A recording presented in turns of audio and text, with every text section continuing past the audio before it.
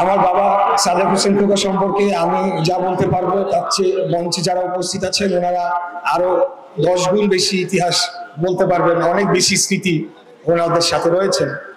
একজন রাজনৈতিক পরিবারের সন্তান হিসেবে এবং আমার বাবা একজন সক্রিয় রাজনীতিবিদ ছিলেন, তার জীবনটা ছিলই জনগণকে নিয়ে, নেতা কর্মীদেরকে সাথে নিয়ে।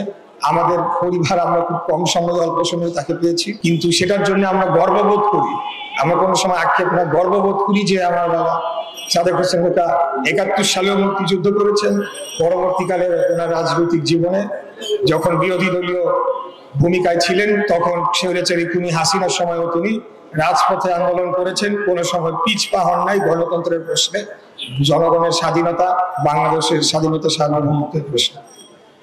আমরা বাংলাদেশ জাতীয়তাবাদী দল যে আদর্শ নিয়ে রাজনীতি করি, শহীদ রাষ্ট্রপতি জিয়াউর রহমানের সেই বাংলাদেশি জাতীয়তাবাদ, এই জাতীয়তাবাদী শক্তি বিগত 17 বছর যাবত যেভাবেই হোক নানান জুলুম, অত্যাচার, নির্যাতন, গুম, খুন, হত্যা বিভিন্ন কিছু সহ্য করে এবং সেই অত্যাচারের মুখে আমরা দাঁড়িয়ে থেকেও আন্দোলন সংগ্রাম করেছি।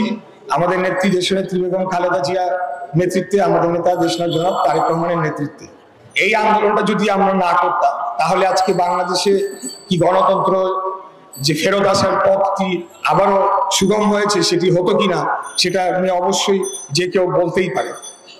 আমার বলার উদ্দেশ্যটি হচ্ছে এই যে বিএনপি কখনোই লোভ, লালসা বা অন্য কোনো ক্ষমতার লোভে বাংলাদেশের এবং জনগণের স্বাধীনতাকে বিসর্জন দেয় নাই, না দিয়ে আন্দোলন সংগ্রামের লড়াইয়ের পথই বেছে নিয়েছে।